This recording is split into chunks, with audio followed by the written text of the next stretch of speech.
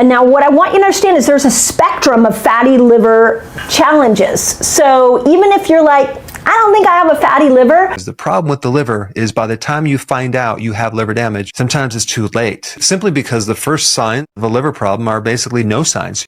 You don't know what's going on until sometimes up to 90% of that liver is destroyed. I have a lot of experience with this because I had liver damage early on in my 20s. In tonight's Woman's Doctor, 1 in 4 adults in the U.S. has fatty liver disease. That's when fat builds up in your liver and can eventually cause problems with liver function. Obesity and diabetes are the most common reasons people develop fatty liver disease. Over time, the disease can become life-threatening. So medical director of the Institute of Digestive Health at Mercy Medical Center says it begins with silent symptoms. We call it a silent epidemic because 90% of the patients with fatty liver disease, they don't know they have fatty liver disease unless they go through some test like an ultrasound or blood test. They will never know they have fatty liver disease. Liver disease remains a significant global health concern, accounting for approximately 2 million deaths annually, which represents about 4% of all deaths worldwide. The majority of these fatalities are due to complications from cirrhosis and hepatocellular carcinoma, with acute hepatitis contributing to a smaller proportion. In the United States, chronic liver disease and cirrhosis were responsible for 54,803 deaths, ranking as the 10th leading cause of death. Recent data indicates a concerning increase in liver disease-related mortality.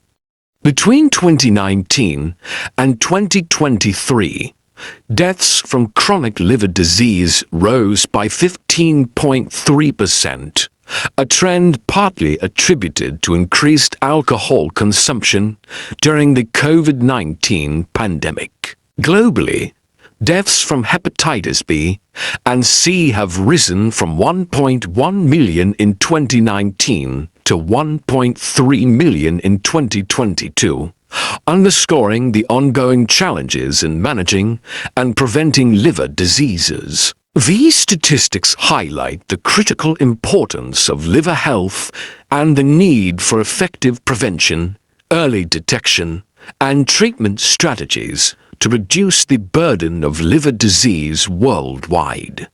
In this video, you are going to learn a lot of stuff to help transform your health dramatically.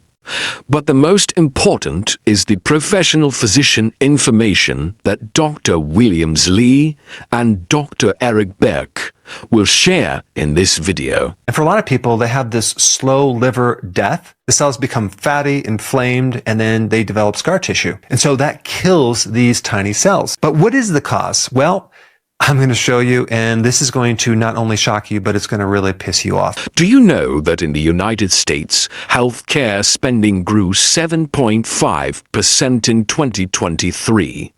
Reaching $4.9 trillion or $14,570 per person. As a share of the nation's gross domestic product, health spending accounted for 17.6%.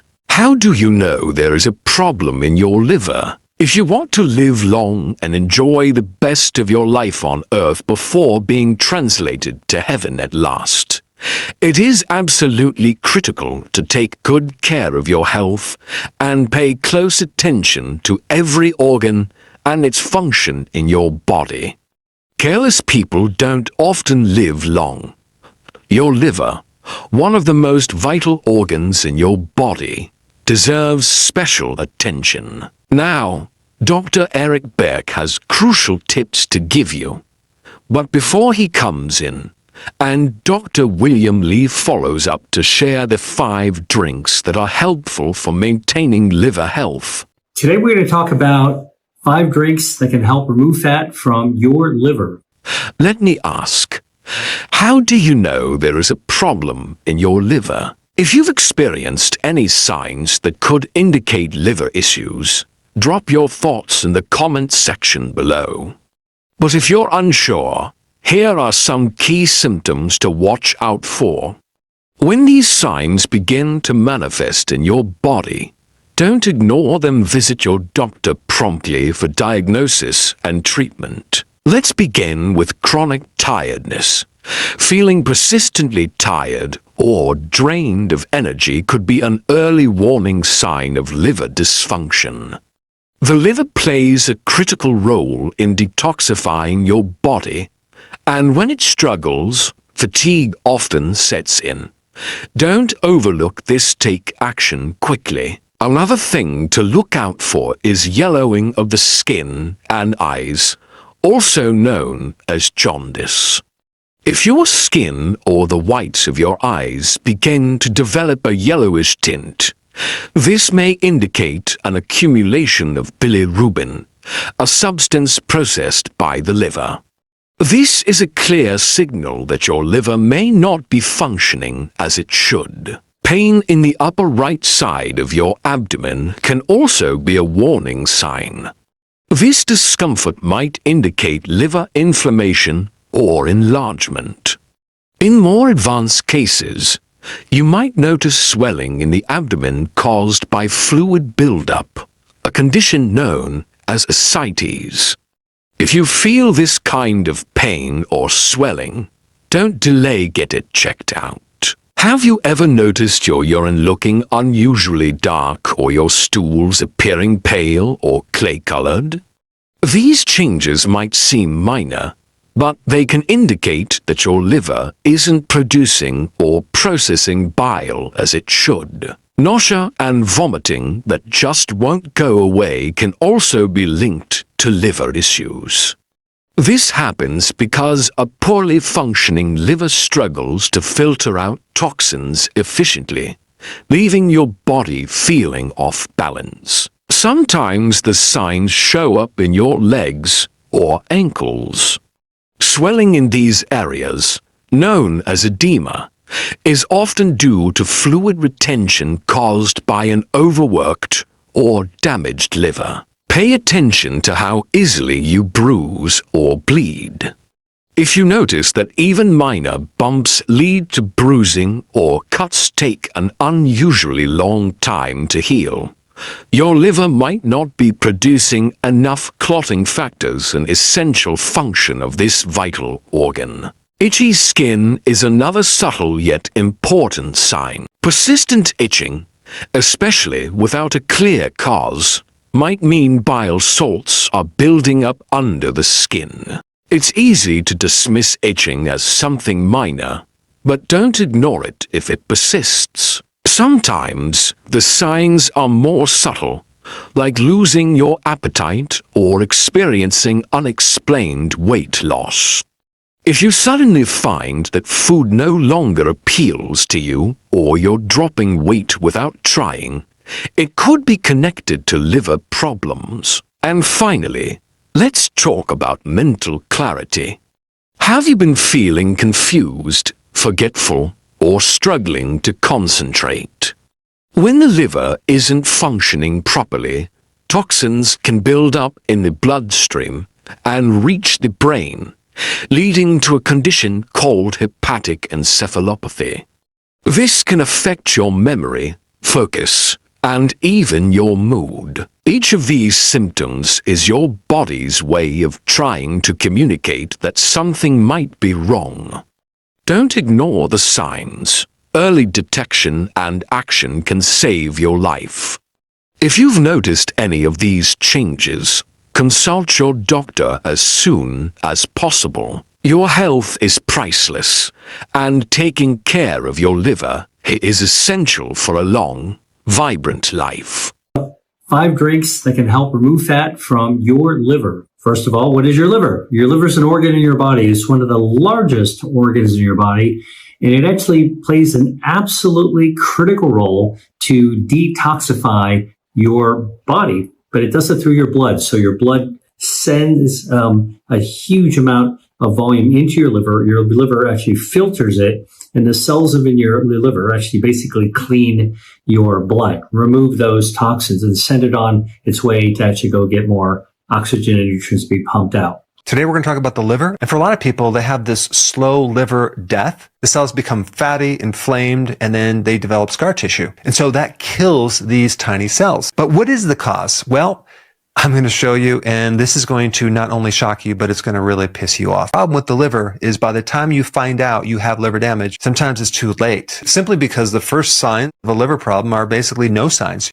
You don't know what's going on until sometimes up to 90% of that liver is destroyed. I have a lot of experience with this because I had liver damage early on in my 20s.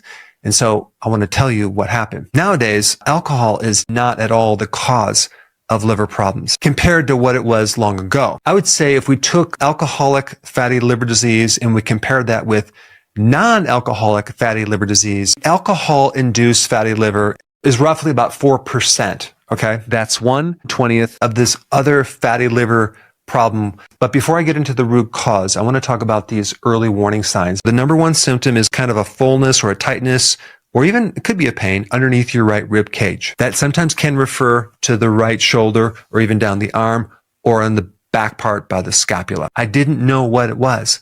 It was my liver, and the liver swells up and it puts pressure on these little tubes that go to your gallbladder. And at one time I thought it was my gallbladder, but it really was my liver, since the liver controls the gallbladder, and the gallbladder is just this little sac that stores and concentrates fluid called bile, which is made by your liver. And bile, of course, helps you digest fats. I didn't have a clue what was going on, but I will say that that pain radiates up to the right side through this little nerve. It's called the phrenic nerve, up to the right side of the shoulder. So you're going to feel it right here, okay, like a tightness. I don't care how many times someone massages you, it's just going to be tight. And sometimes it can refer in the back into the rhomboid around your scapula on the right side, but that's all liver issues. What eventually happened to me is the vertebra in my neck, these are not bones in your neck, but in my neck, okay, all this tension on the right side was pulling these vertebrae to the right side, and that pinched a nerve that went down my arm. And I had all sorts of referred pain down my right arm. I had no idea it was connected to my liver. I thought it was a problem in my neck, and I had massages. It never got better. There's nothing like treating the wrong problem that just keeps that problem there. I did not connect the dots, okay? All right, number 2 is a loss of energy. Now, you might not feel like a noticeable fatigue, but you'll notice that you can't go a long period of time, like your endurance is suffering, especially if you were to do exercise or exert yourself. You kind of run out of gas a lot sooner. In fact, you might need to go to bed earlier because you don't have the endurance and that full energy that you should have. You might get tired after you eat.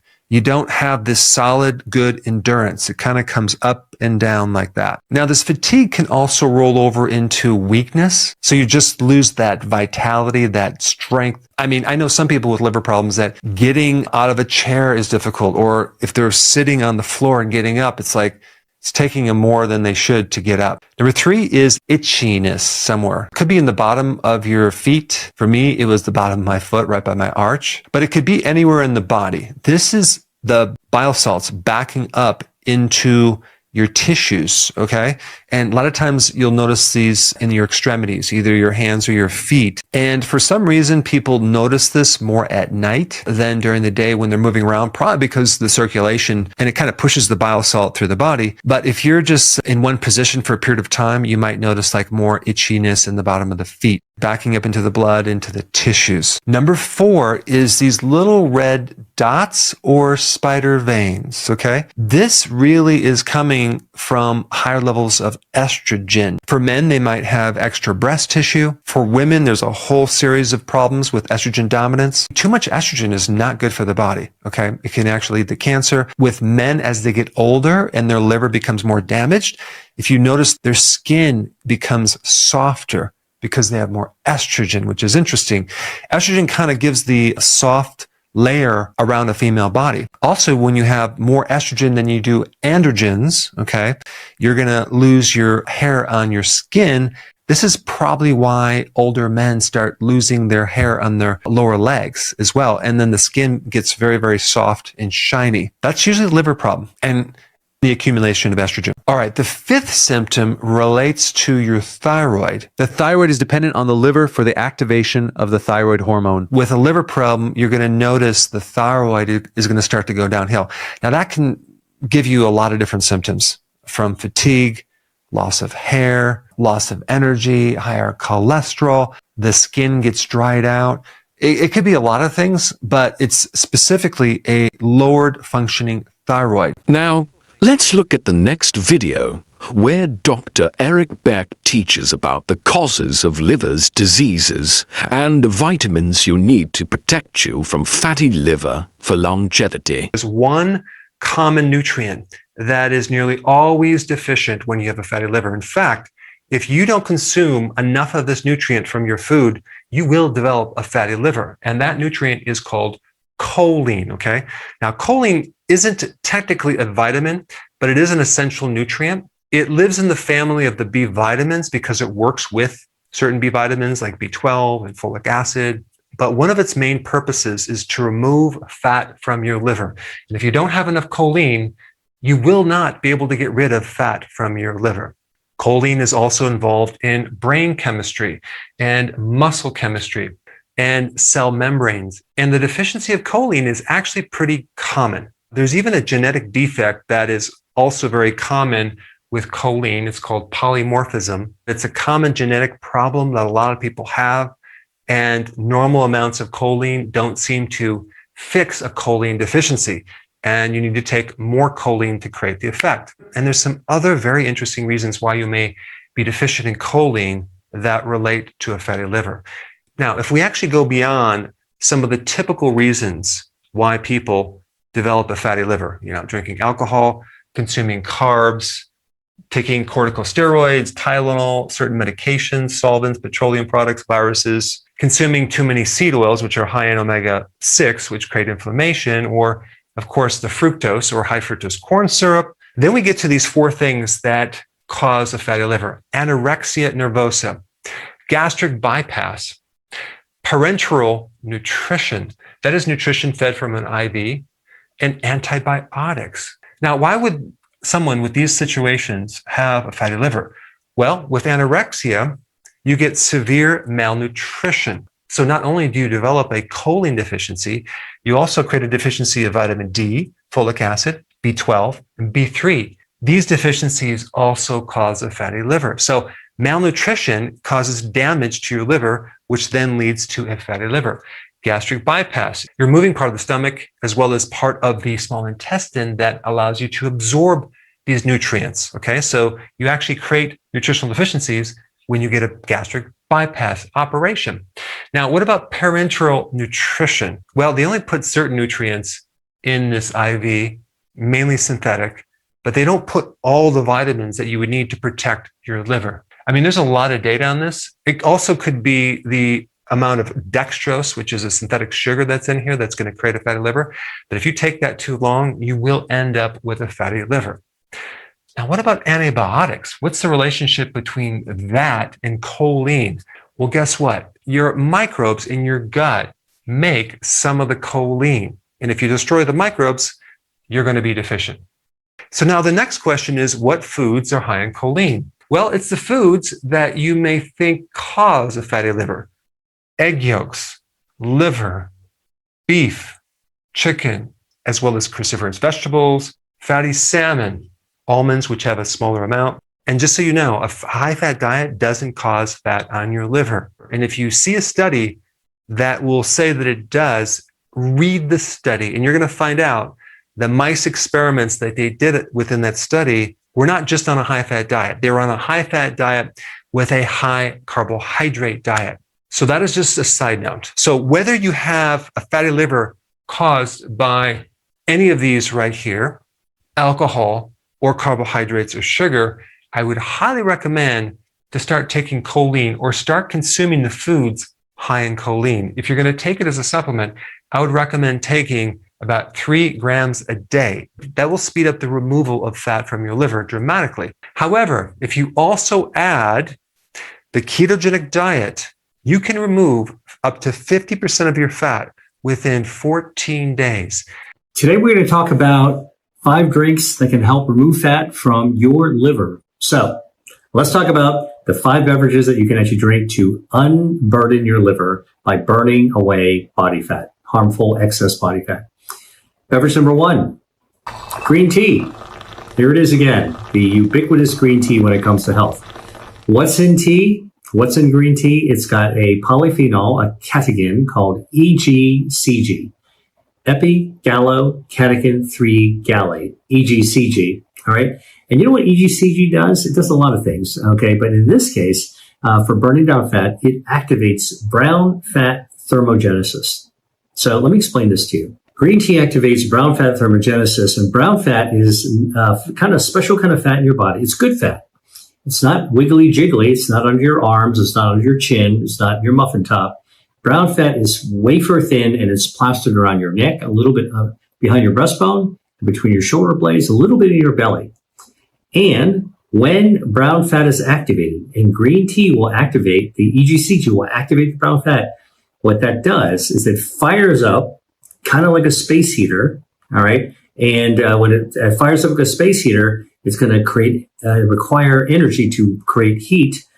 Thermogenesis is creating heat, all right? And in order to create that heat, that energy that brown fat uses is drawn from excess body fat, like visceral fat, all right? So this is actually a way to turn on good fat to burn down bad fat.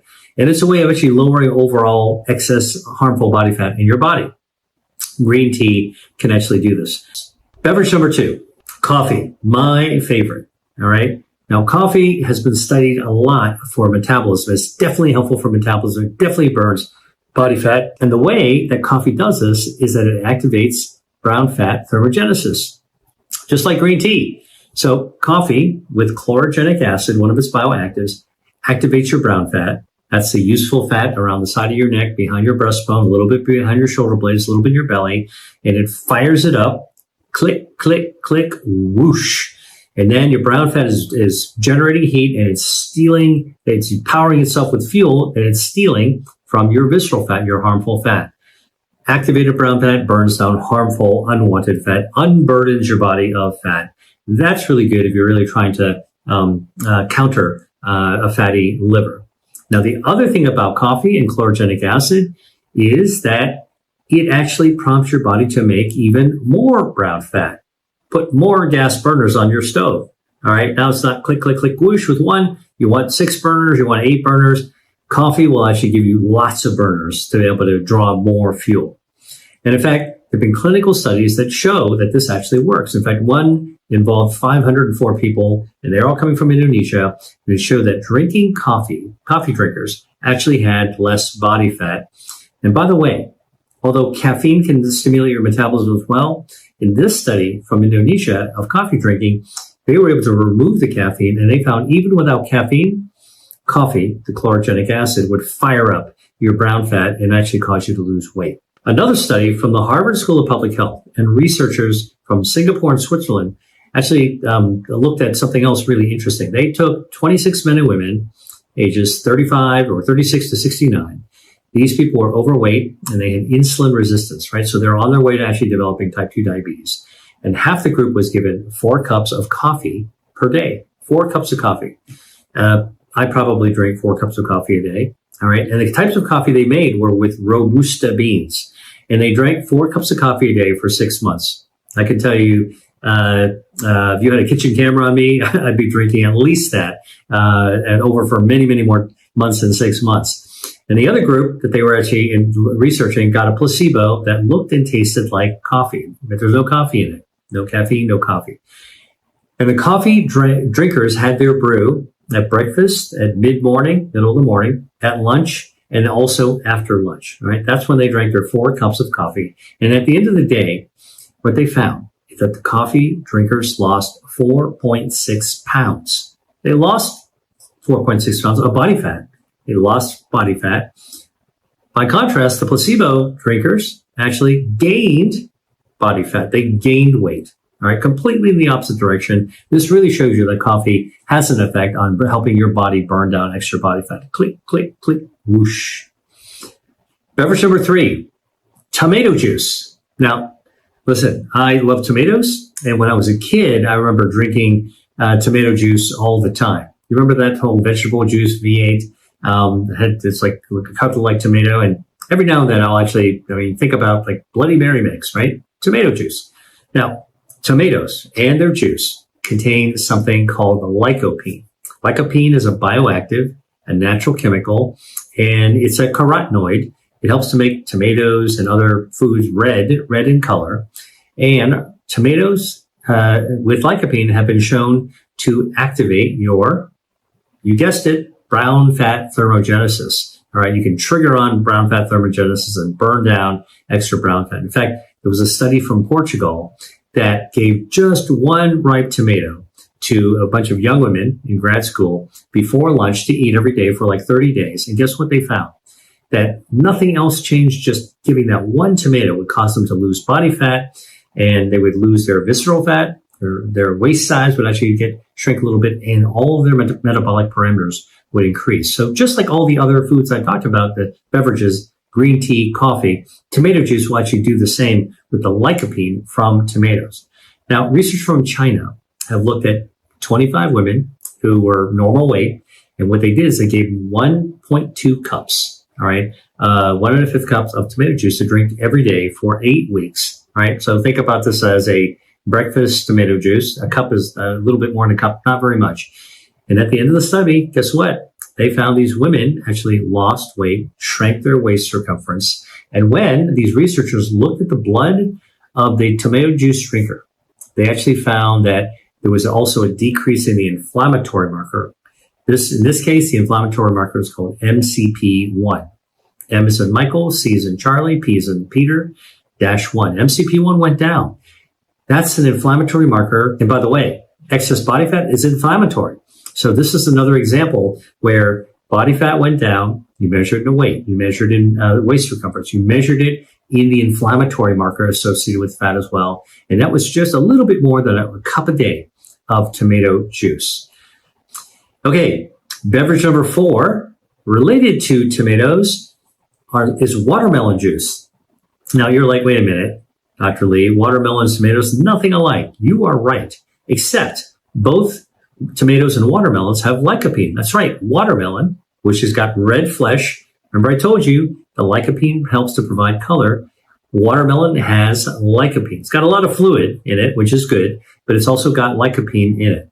A lot of people don't know this, but watermelons were not originally, they came from Africa, but they were not originally red. I think they were yellow, and they weren't sweet. They were just used for water, for hydration in, the hot environment. But over time, they got bred to be red and sweet, and that redness actually brought with it lycopene. Now, researchers have been looking at watermelon juice, and here's what they found. They found that homemade watermelon juice, that means you get fresh watermelon, you chunk it up, you put it into a blender, okay, and you puree it. Can make about 3.5 cups of juice this way. These researchers did 3.5 cups of juice, all right? That's a pretty sizable amount of juice. That's more than a tall glass. But that drinking that watermelon juice for 3 weeks could double the amount of lycopene, that fat-fighting substance in your blood, because it's in your blood where it goes to work, all right? So watermelon juice actually is a good way to get more lycopene into your body. Have some tomato juice for breakfast, have some watermelon juice for lunch, or in the afternoon. Or if you're going to go out, if you're at the beach, or if you're going for a hike, drink some watermelon juice before you leave. And you know why? Because the watermelon juice has powerful antioxidant properties. And if you're going to go out into the sun, if you have a glass of watermelon juice a couple of hours before you go out, it'll actually protect your DNA from the damage from the ultraviolet radiation that you go out on the beach, right? So here's a simple thing. Just have some, you want to hydrate anyway. Hydrate with fresh watermelon juice. The 5th beverage is drinking water, all right? Drinking water is the most popular beverage in the world. Number 2 is tea. Number 3, I think, is coffee, all right? And clinical studies have taken a look at what happens when you drink water. It's more than you think. Like, water is good for hydration, all right? But it turns out that if you actually drink water, a couple of things happen. First, it stretches your stomach out, when you're drinking water before a meal. And when your stomach's stretched out, it sends a signal to your brain, hey, we're kind of filled up here, so don't get too hungry. So you can actually blunt your appetite just by drinking water before a meal. That means less calories are going to go in. All right, so drinking water actually can provide that. The other thing that's really interesting is that drinking water triggers thermogenesis. Now, this has been studied. We believe that it's because there's temperature sensors that are in our stomach. So you drink water, glug, glug, glug, goes down into your stomach. It's sitting in your stomach. Guess what? Water tends to be cool or cold. It activates the temperature sensors in your stomach, and all of a sudden your body goes, whoa, near my core, I got cold water. I got to fire up. I got to fire up to heat it up because I don't want to have a cold core. What does that firing up mean? Thermogenesis. All right. And so researchers in Germany have looked at this. They actually found that drinking just 2 cups of water caused an increase in metabolism by 30%. Increased metabolism by 30%, you're burning down fat. You're actually firing up your thermogenesis. Brown fat fights white fat. Good fat fights bad fat. You're burning down fat. And now you're actually in better shape. This is just drinking water, all right, just to warm yourself up. Plus the idea of stretching out your stomach so that you're going to be feeling more full, so you'll be less tempted to overeat. Remember, the number one cause of fatty liver in this country is actually overeating. So this is a good way water actually helps to circumvent that, counter that. So now this whole thing about drinking cold water and your body having to heat it up to actually body temperature in order to not freeze your core, scientists have actually calculated this. If you drank 6 cups of water every day for a year, 6 cups of water every day for a year, you would burn on just to warm that water up, you'd burn 17,400 calories just for warming up that water. All right. And that's the energy equivalent of 5 pounds of body fat. That's what we're talking about here. Water fills you up as well, so you're less likely to eat. And then on top of that, it actually requires some energy, some fuel that you can burn away some of that excess body fat in order to be able to warm it up. Now, we've been talking about losing body fat and the beverages that can actually be helpful. But here's the thing. In the context of fatty liver, I need you to understand what I said at the very beginning. Your liver is a critical organ for detoxifying your blood. When you've got a fatty liver, you're pretty far down the road in terms of having a health impairment, right? The good news is you can actually do things like drink certain beverages, like we talked about, to be able to unpack the fat out of your body. Your liver will actually start to recover. And that's actually something you can do for yourself. But if you have fatty liver, you definitely need to be working with your doctor in order to be able to actually deal with it, because fatty liver is a serious problem. All right. It is not a homegrown remedy type of issue. The things we talked about, things you can drink, and I'm going to do another YouTube video talking about foods you can eat to unpack your fatty liver. But the things, these are all sort of the things that you can do for yourself. The healthcare you can do at home, but you're going to need to be under the supervision and the guidance of a medical doctor who's probably going to refer you to specialists to help you have the best outcome if you have fatty liver. And this requires professional help.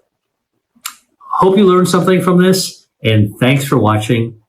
Dr. Lee, out.